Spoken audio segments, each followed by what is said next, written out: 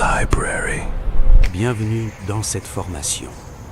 Jim Rohn a passé plus de 40 ans à parcourir le monde pour transmettre une seule vérité fondamentale. Ce n'est pas l'économie qui décide de ta réussite. Ce n'est pas ton milieu social. Ce n'est pas la chance, le talent ou la famille dans laquelle tu es né. C'est toi, tes habitudes, tes décisions et surtout la façon dont tu traites le temps qui t'est donné chaque jour. Il disait « Ne souhaite pas que les choses soient plus faciles, souhaite d'être meilleur ». Et aujourd'hui, dans cette formation en 3 parties, on va aller au cœur de son enseignement le plus puissant, celui que des milliers de personnes ont appliqué pour transformer leur vie en profondeur, celui qui s'attaque directement au plus grand saboteur de la réussite humaine, la procrastination. Pas juste en t'expliquant ce que c'est, tout le monde sait ce que c'est. On va la disséquer, la comprendre de l'intérieur et surtout, on va te donner les outils concrets, ceux que Jim Rohn utilisait et enseignait pour la détruire une fois pour toutes et mener tes projets jusqu'au bout. Cette partie, c'est le diagnostic, la fondation. Avant de démolir un mur, tu dois savoir de quoi il est fait. Installe-toi, on commence. Comprendre la procrastination comme Jim Rohn l'a compris. La plupart des gens pensent que la procrastination est un problème de temps. Ils disent « Je n'ai pas le temps, je suis trop occupé, la vie est trop chargée en ce moment, mais j'y reviendrai. » Et ils n'y reviennent jamais, ou si peu, ou si tard que l'opportunité est passée, que l'énergie n'est plus là, que le projet a perdu son sens. Jim Rohn n'acceptait pas cette explication.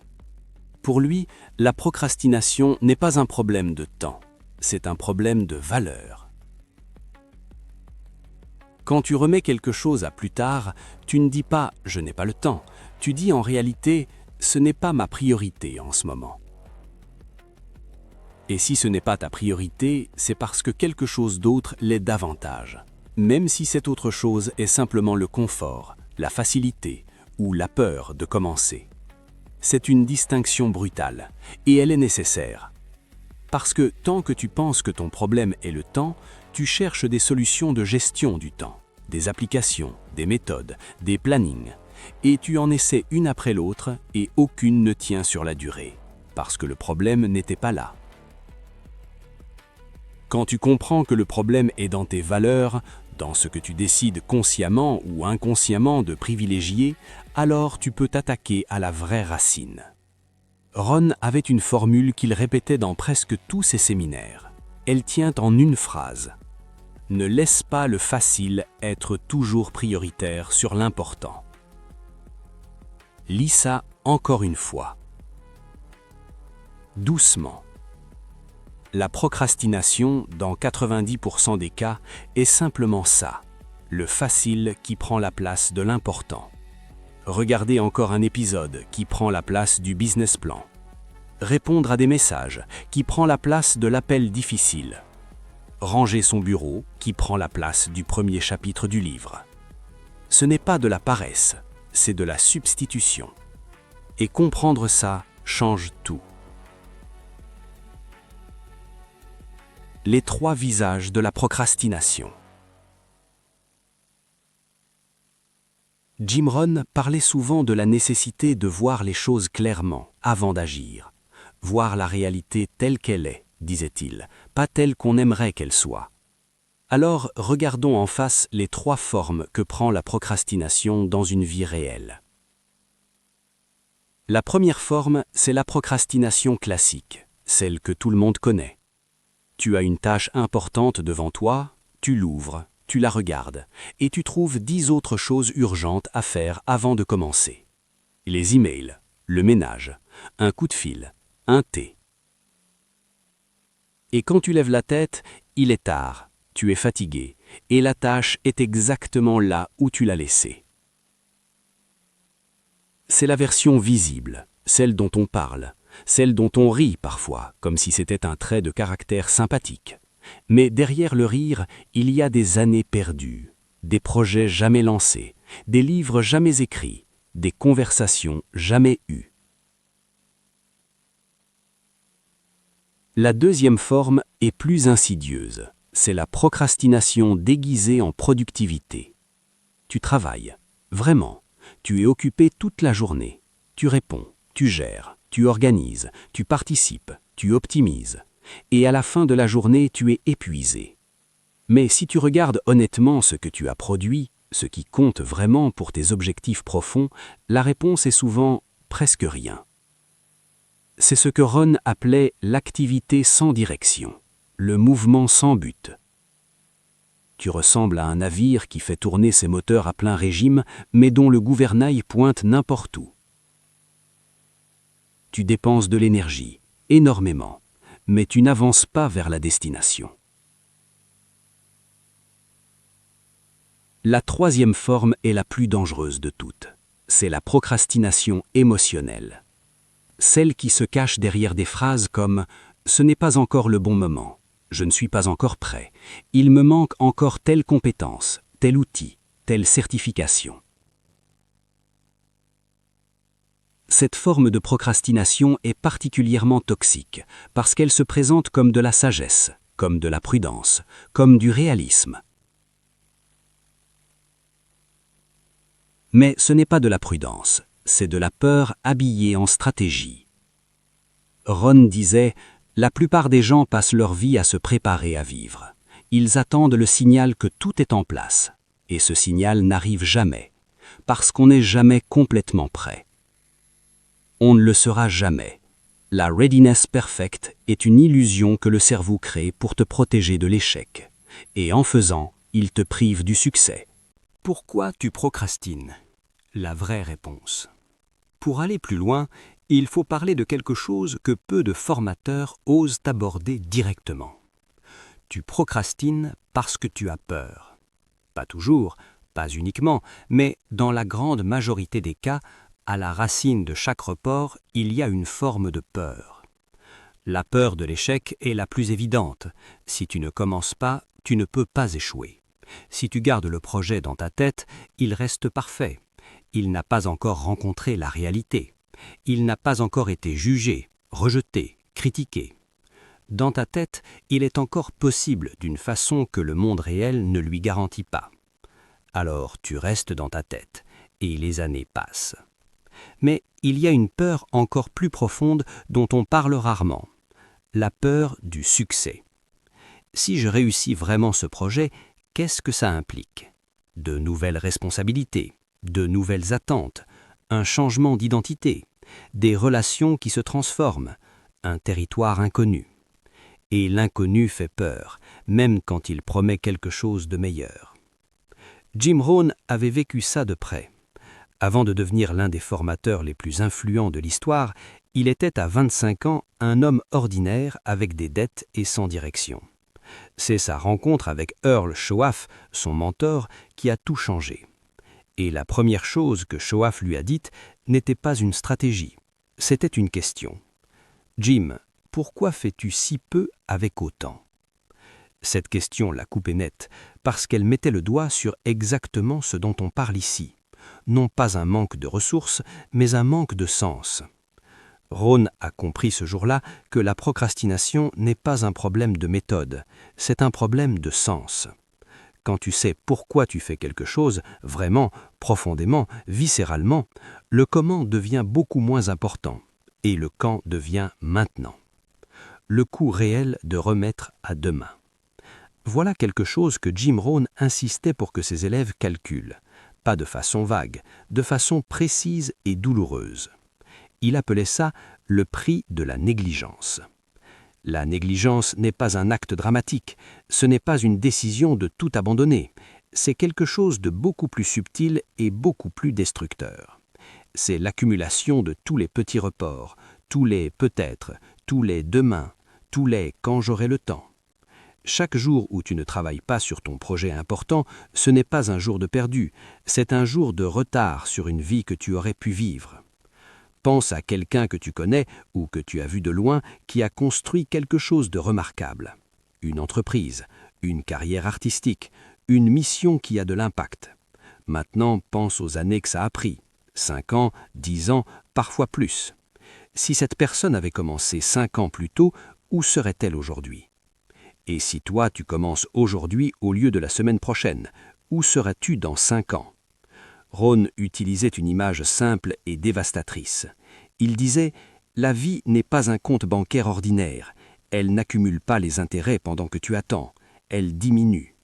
Chaque année qui passe sans action, c'est une année de moins pour construire ce que tu veux. L'énergie baisse, la flexibilité se réduit, les fenêtres d'opportunité se ferment. Ce n'est pas de fatalisme, c'est de l'arithmétique. Et cette arithmétique, une fois qu'on la comprend vraiment, non intellectuellement, mais dans les tripes, elle transforme la procrastination d'une habitude confortable en quelque chose d'inacceptable. Le vraie urgence n'est pas dans les deadlines, elle est dans le fait que le temps passe à sens unique. Et une fois qu'il est parti, ni productivité, ni motivation, ni méthode ne peuvent le faire revenir. Le premier mouvement, ce que Rohn appelait l'acte de décision. Avant de terminer cette première partie, je veux te donner quelque chose de concret à emporter. Jim Rohn ne croyait pas aux formations qui te laissent inspirer mais immobiles. Il disait « L'inspiration sans action n'est que du divertissement ». Alors voici le premier outil de cette formation. Rohn parlait de ce qu'il appelait l'acte de décision comme d'un moment physique, pas une intention, pas une résolution, un acte. Il faisait la différence entre décider et vraiment décider. La plupart des gens décident 100 fois la même chose. Ils décident de se lever plus tôt, puis ils repoussent l'alarme. Ils décident de lancer leur projet, puis ils remettent à la semaine prochaine. Ils décident de prendre soin de leur santé, puis ils font une exception, puis une autre. Ce ne sont pas des décisions, ce sont des intentions déguisées en décisions. Une vraie décision, disait Rohn, coupe les alternatives. Le mot décision vient du latin decidere, trancher, couper. Quand tu décides vraiment quelque chose, tu coupes les autres options. Tu ne te laisses plus la porte de sortie du peut-être. Concrètement, voici ce que ça donne. Prends une feuille de papier, pas ton téléphone, pas une application, du papier et un stylo, et écris en haut le projet sur lequel je vais agir à partir d'aujourd'hui. En dessous, écris une seule chose, la prochaine action concrète. Pas le plan complet, pas la vision à 5 ans, juste la prochaine action. Celle qui prend moins de 2 heures, celle que tu peux faire avant de dormir ce soir ou demain matin avant 9 heures. Et écris aussi pourquoi ce projet compte vraiment. Pas la raison raisonnable que tu donnerais à quelqu'un d'autre, la vraie raison, celle qui te remue quand il y pense franchement. Ce papier, tu le gardes, tu le mets là où tu le verras demain matin. Parce que Rohn avait raison, la décision qui ne laisse pas de traces physiques dans le monde réel n'est pas encore une décision, c'est encore une pensée. Et les pensées seules ne construisent rien. De la décision à l'action, traverser le mur. Dans la première partie, on a mis les mains dans les racines du problème. On a vu ce qu'est vraiment la procrastination, d'où elle vient, ce qu'elle coûte et comment prendre une vraie décision, pas une intention déguisée en décision. Maintenant, on passe à la phase la plus délicate, celle où la plupart des gens s'effondrent. Pas au moment de décider, au moment de commencer. Parce qu'il y a un mur entre la décision et l'action. Un mur invisible, mais réel. Un mur fait de doutes, d'inconfort, de perfectionnisme et d'une quantité incalculable de bonnes raisons de ne pas bouger tout de suite. Jim Rohn avait une façon de parler de ce mur qui frappait toujours ses audiences. Il disait « Entre savoir et faire, il y a un gouffre que la plupart des gens ne traversent jamais. Et ce gouffre, ce n'est pas un manque de connaissances, c'est un manque de discipline personnelle. » Cette partie, c'est le pont au-dessus de ce gouffre. Les stratégies concrètes que Rohn enseignait et que ses élèves les plus avancés ont appliquées pour passer de la brillante intention au résultat visible. On y va. La loi de la diminution. Pourquoi plus tu attends, plus c'est difficile. Le premier concept à comprendre avant toute stratégie, c'est ce que Rohn appelait la loi de la diminution de l'intention. C'est simple, mais profond. L'intention d'agir est à son maximum au moment où elle naît. À cet instant précis où l'idée arrive, où l'émotion est présente, où la vision est claire. C'est le pic. Et à partir de ce pic, l'intention ne fait que diminuer. Plus tu attends, moins tu veux le faire. pas parce que c'est une mauvaise idée, pas parce que c'est un mauvais moment, juste parce que le cerveau humain est programmé pour retourner à l'équilibre, au confort, à ce qu'il connaît. Et chaque heure qui passe sans action donne au cerveau le temps de construire de meilleures raisons de ne pas bouger. Ron illustrait ça avec une image simple. Imagine que tu aies une idée brillante et que tu la mettes dans un verre d'eau. Si tu la bois immédiatement, toute l'énergie est là. Si tu attends 1 heure, elle est un peu plus diluée. Si tu attends 1 jour, encore plus. Après 1 semaine, il ne reste presque plus rien de l'idée originale.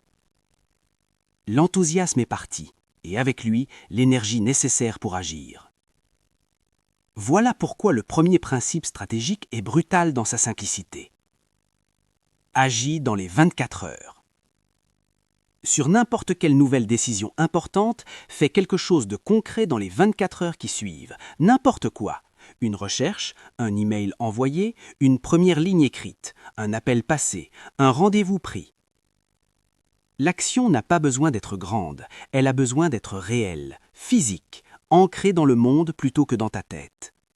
Parce que chaque action, aussi petite soit-elle, dit quelque chose de décisif à ton cerveau. Cette fois, on ne repart pas les mains vides. Cette fois, quelque chose a changé. Et ce message change tout. La philosophie du commencement imparfait. L'un des enseignements les plus contre-intuitifs de Jim Rohn concernait la perfection. La plupart des gens qui procrastinent ne se voient pas comme des paresseux. Ils se voient comme des personnes qui attendent le bon moment, le bon niveau, les bonnes conditions. Des gens sérieux, des gens qui veulent bien faire. Et c'est exactement le piège. Rohn l'appelait le perfectionnisme paralysant. Et il le distinguait radicalement de l'excellence. L'excellence, disait-il, c'est s'engager à faire de son mieux avec ce qu'on a aujourd'hui. Le perfectionnisme, c'est refuser d'agir tant qu'on ne peut pas faire parfaitement. Et entre les deux, il y a un abîme. L'excellence produit, le perfectionnisme attend. Il prenait souvent l'exemple des jardiniers. Un bon jardinier ne plante pas quand les conditions sont idéales. Il n'existe pas de conditions idéales. Il plante quand c'est la saison, avec la terre qu'il a, avec les graines qu'il possède. Et il s'adapte, il ajuste, il fait avec ce qui est disponible. Le projet que tu reportes parce que tu ne te sens pas encore assez prêt à commencer a besoin d'une seule chose pour commencer à exister. Un brouillon moche, une première version que tu seras honteux de relire 6 mois après. Un prototype qui ressemble à rien, un premier appel commercial où tu dis 3 fois de travers le nom de ton produit. Tout ça est infiniment supérieur à la version parfaite qui reste dans ta tête. Parce que la version dans ta tête ne peut pas être corrigée, elle ne peut pas être améliorée, elle ne peut pas être montrée, testée, validée, ajustée, elle ne peut rien faire du tout. Sauf occuper ton esprit pendant que le temps passe. La version imparfaite dans le monde réel, elle, peut devenir quelque chose.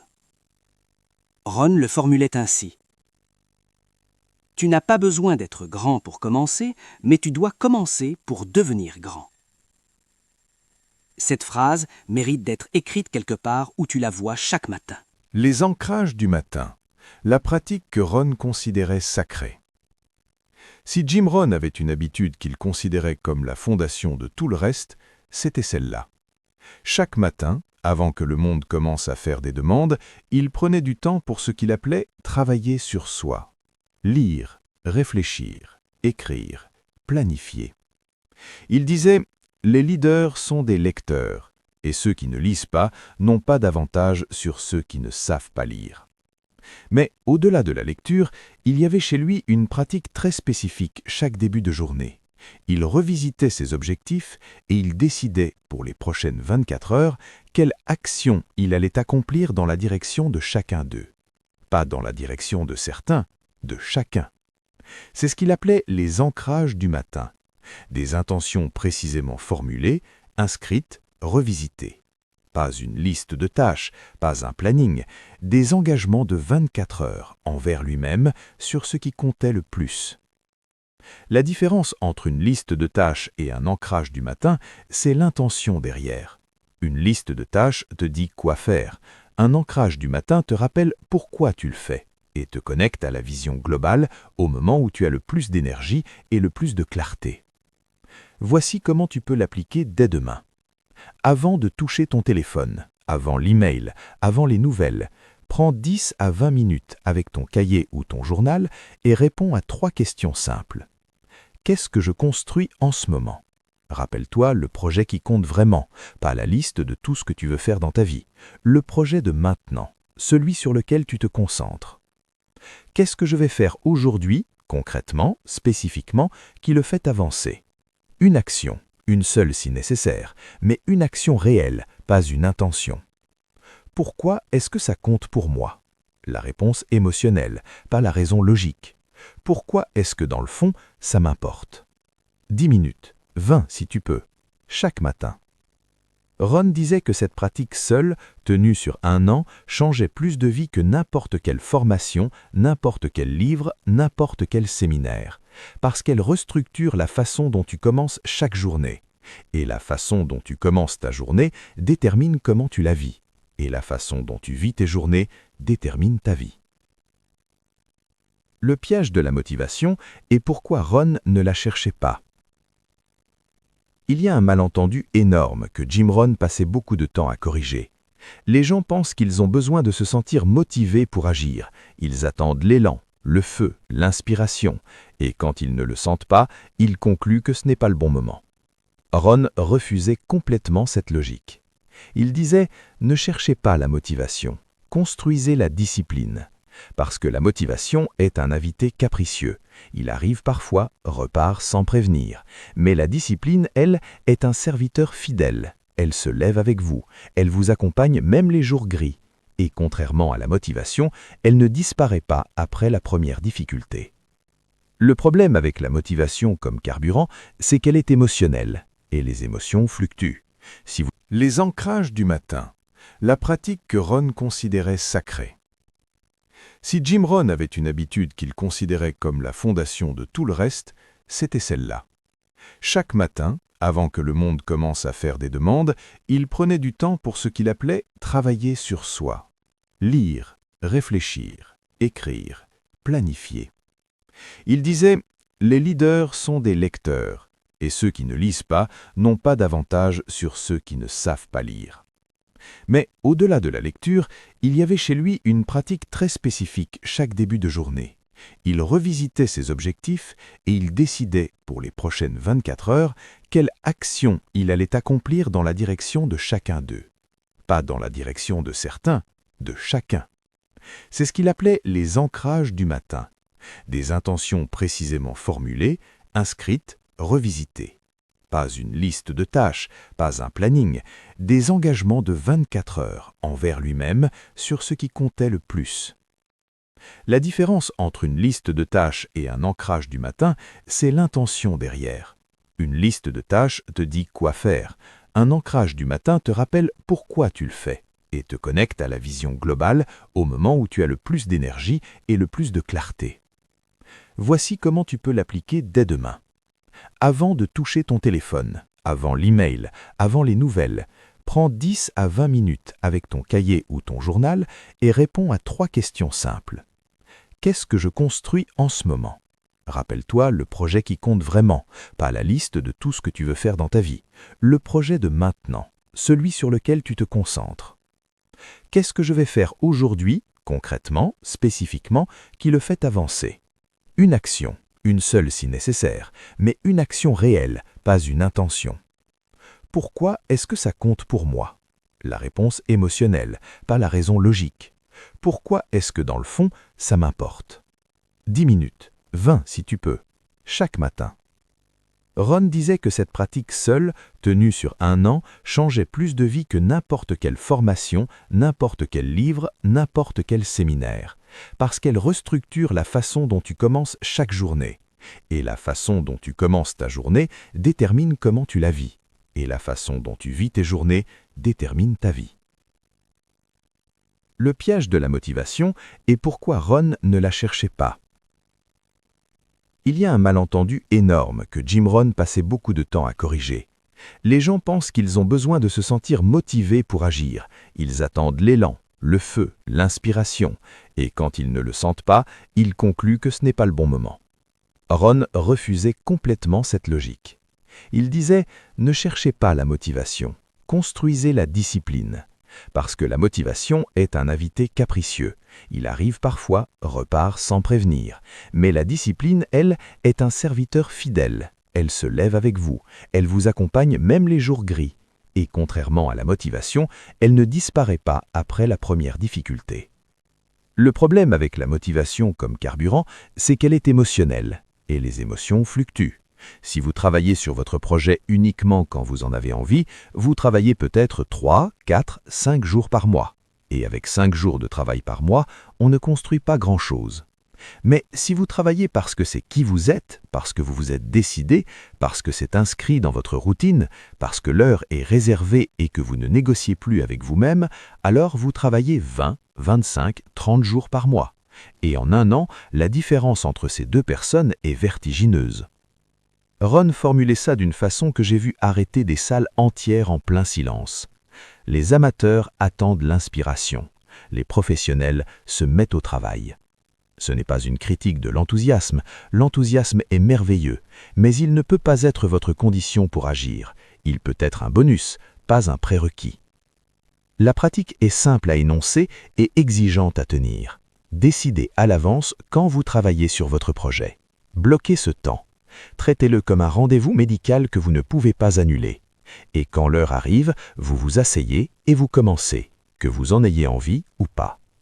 Au bout de 10 minutes, souvent, quelque chose se passe. L'énergie vient, la concentration s'installe, le flux commence.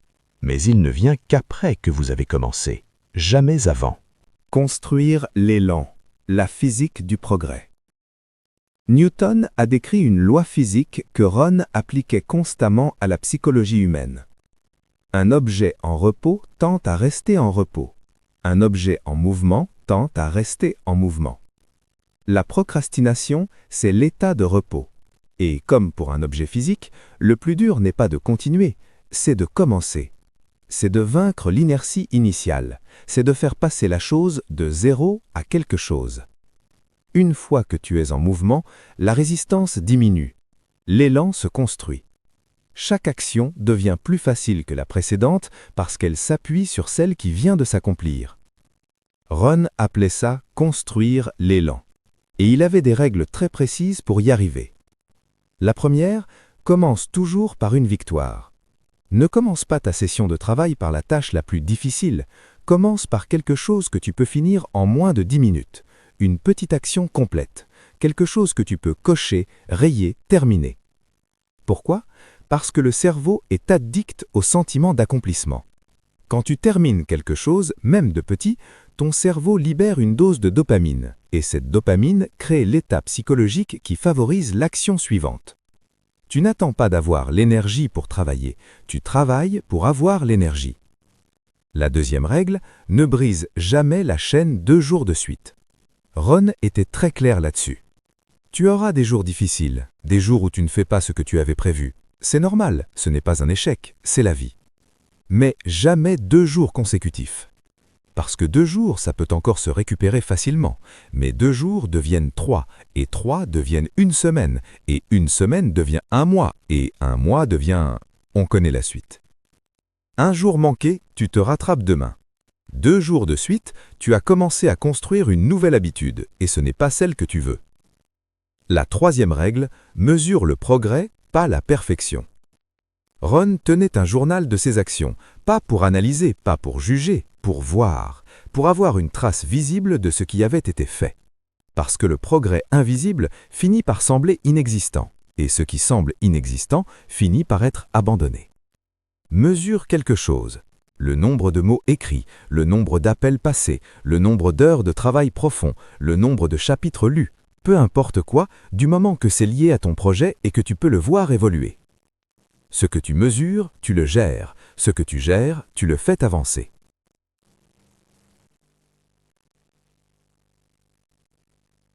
La règle des 5 ans.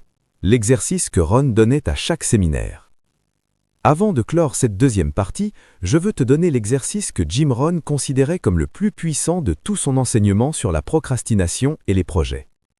Il l'appelait la règle des 5 ans, et il le faisait faire à ses audiences dans le silence, par écrit, en salle.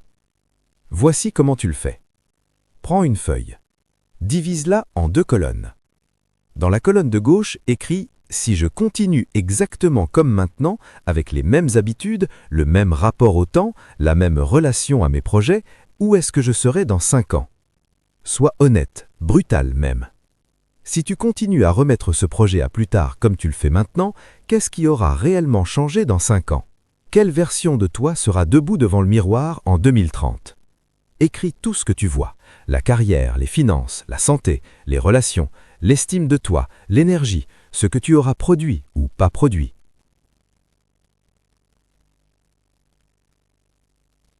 Puis, dans la colonne de droite, écris « Si j'applique ce que j'apprends dans cette formation, si je commence vraiment, si je tiens, si je protège mon heure et que je ne négocie plus avec moi-même, où est-ce que je serai dans 5 ans ?»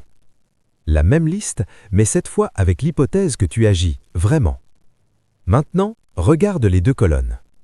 Rohn disait que cet écart, la distance visible entre les 2 colonnes, est le meilleur carburant qui existe, plus efficace que n'importe quelle technique de productivité, plus durable que n'importe quel enthousiasme du lundi matin. Parce que cet écart, c'est le coût réel de l'inaction, et une fois qu'on le voit vraiment, il est difficile de regarder ailleurs. Garde cette feuille. Reviens-y dans 1 mois. Est-ce que la colonne de droite a commencé à se construire? Est-ce que tu t'es rapproché ou éloigné de l'image que tu as écrite? Ce n'est pas un exercice de culpabilité, c'est un exercice de clarté, et la clarté, comme disait Rohn, est la condition de tout le reste.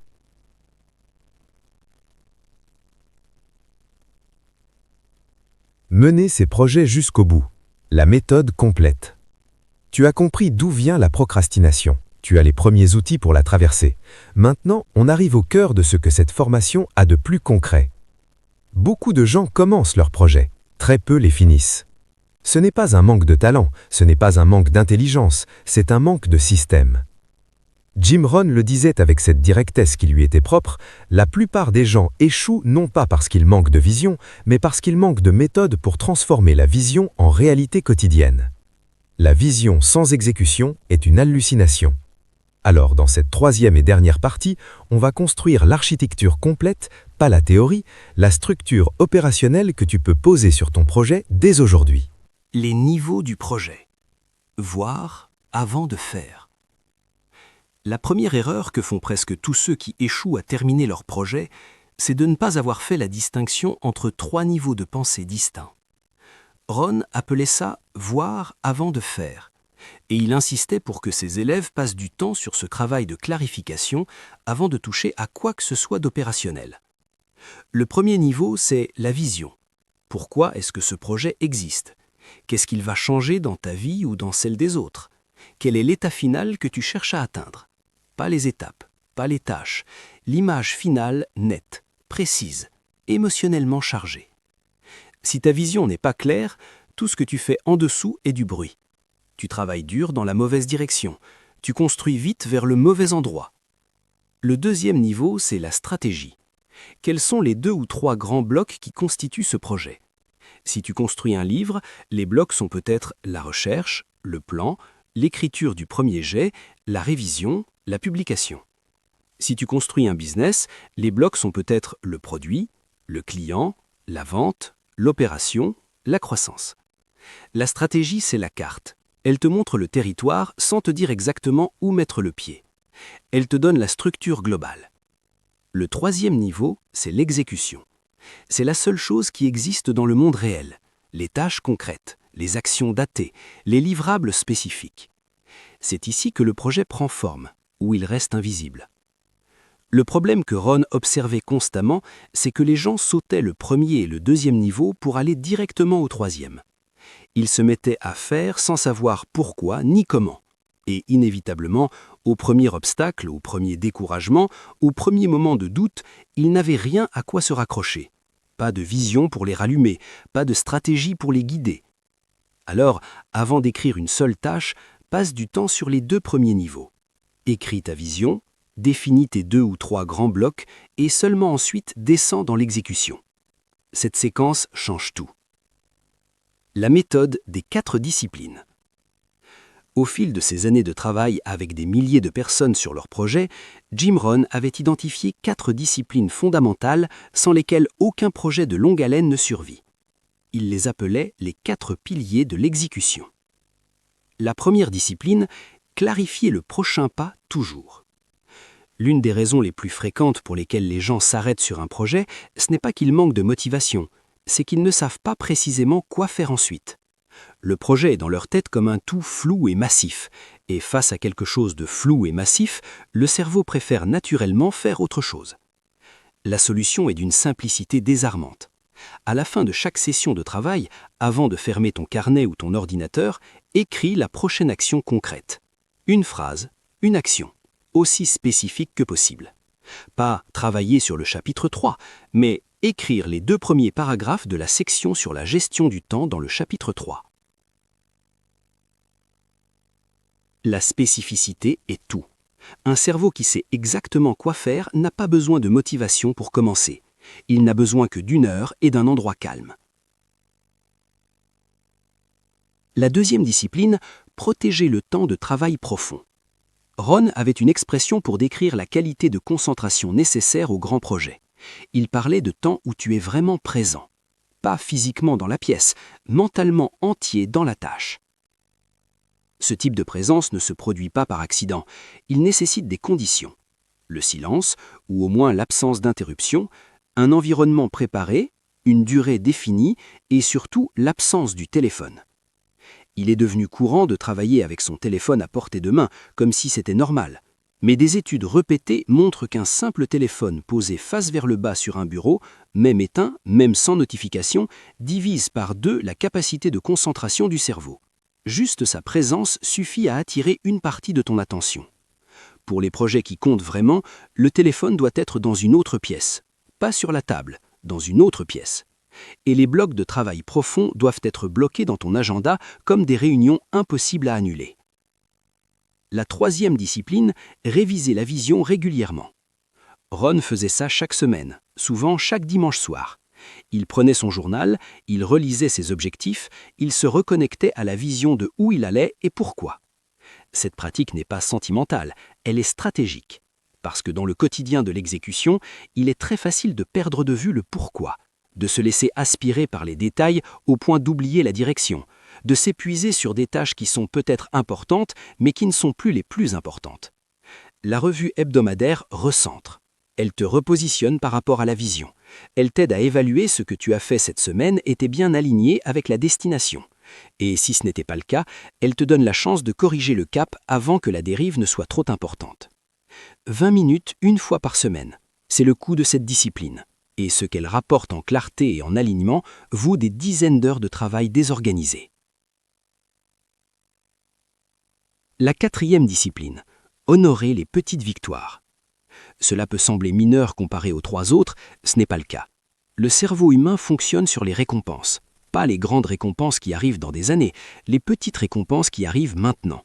Et si tu travailles sur un projet de longue haleine sans jamais marquer les étapes, sans jamais reconnaître ce qui a été accompli, ton cerveau va progressivement associer ce projet à l'effort sans plaisir.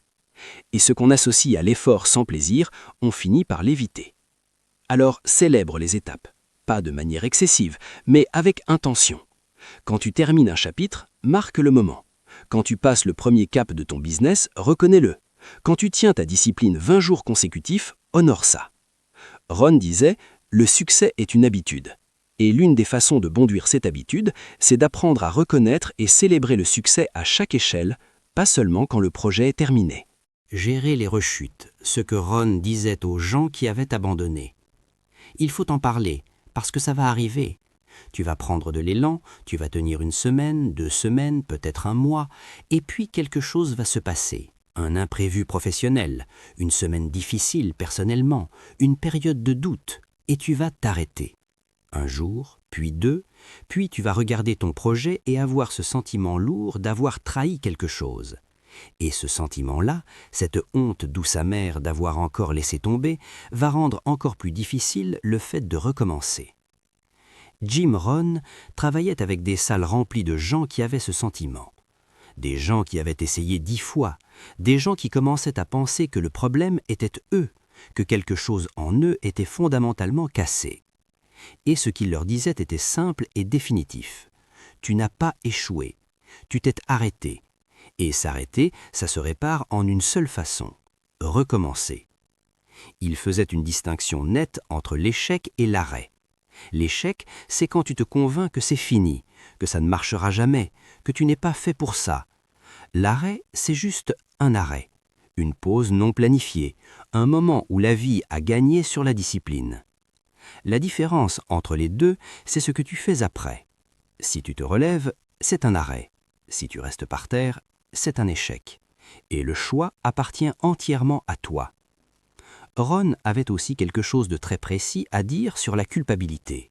Il disait « La culpabilité est utile exactement 10 secondes. Elle te signale que tu as dérivé, c'est son rôle. Après ces 10 secondes, si tu la gardes, elle ne te sert plus, elle te paralyse. Elle devient une autre forme de procrastination, ruminer au lieu d'agir. » Alors voici le protocole pour les rechutes distillé de ces enseignements. Étape 1. Reconnais l'arrêt sans le dramatiser. Tu t'es arrêté, c'est un fait, pas un jugement. Étape 2. Identifie ce qui t'a fait sortir du chemin. Pas pour te punir, pour comprendre. Est-ce un événement externe, un manque de structure, une résistance émotionnelle que tu n'avais pas vu venir? Cette information est précieuse pour la prochaine fois. Étape 3. Refais une seule action concrète dans les 24 prochaines heures. Pas le plan complet, pas le rattrapage de tout ce que tu n'as pas fait, une action. Pour signaler à ton cerveau que la direction n'a pas changé, seul le rythme a été interrompu. Étape 4. Ne renéglige pas la revue de vision. Reconnecte-toi au pourquoi. Surtout après une rechute, c'est le pourquoi qui redonne l'énergie, pas le comment. Et reprends, simplement, sans fanfare, sans promesse dramatique que cette fois c'est différent pour toujours, juste aujourd'hui. Juste la prochaine action. Le lendemain tu recommences et après-demain encore. C'est ainsi que les grands projets se terminent. Pas en un feu de farfelis de motivation, en une série tranquille de recommencements. L'environnement comme levier, la leçon que Rohn tenait de son mentor. Earl Scharf, le mentor de Jim Rohn, lui avait dit quelque chose que Rohn a ensuite enseigné pendant 40 ans. Tu es la moyenne des 5 personnes avec qui tu passes le plus de temps. Cette phrase a traversé les décennies, elle est répétée partout, mais sa profondeur en ce qui concerne les projets et la procrastination n'est pas toujours explorée jusqu'au bout. Voici ce qu'elle signifie concrètement. Si les 5 personnes avec qui tu passes le plus de temps sont des gens qui remettent tout à demain, qui parlent de leurs projets mais ne font rien, qui te proposent régulièrement des distractions plutôt que de la stimulation, tu vas procrastiner. Non pas parce que tu es faible, parce que l'environnement humain est le plus puissant des conditionnements. Nous sommes des animaux sociaux, nous nous calibrons les uns sur les autres, et si ta norme sociale est l'inaction, l'action devient anormale, elle devient inconfortable, elle devient quelque chose qui te sépare, qui te distingue de façon dérangeante. Mais l'inverse est aussi vrai. Si tu t'entoures de gens qui avancent, qui tiennent leurs engagements, qui finissent ce qu'ils commencent, qui parlent de leurs projets non pas comme de rêves, mais comme de chantiers en cours, tu vas avancer, naturellement, presque sans effort supplémentaire, parce que c'est la nouvelle norme. Rohn disait « Tu ne peux pas faire un feu de camp avec du bois mouillé. Mets-toi avec des gens qui brûlent et tu commenceras à brûler aussi. » Alors pose-toi cette question honnête. Qui sont les 5 personnes qui occupent le plus de temps dans ta vie en ce moment? Est-ce qu'elles t'élèvent?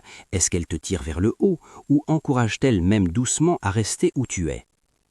Ce n'est pas une question pour couper des gens de ta vie, c'est une question pour être lucide sur tes influences et pour chercher activement des environnements et des relations qui nourrissent ce que tu veux construire. Un groupe de travail, une communauté en ligne autour de ton secteur, un mentor, un ami qui lui aussi construit quelque chose avec qui tu peux partager les victoires et les obstacles. L'environnement n'est pas un détail dans l'équation de la réussite. Pour Rohn, c'était l'un des facteurs les plus déterminants. Et c'est l'un des plus sous-estimés.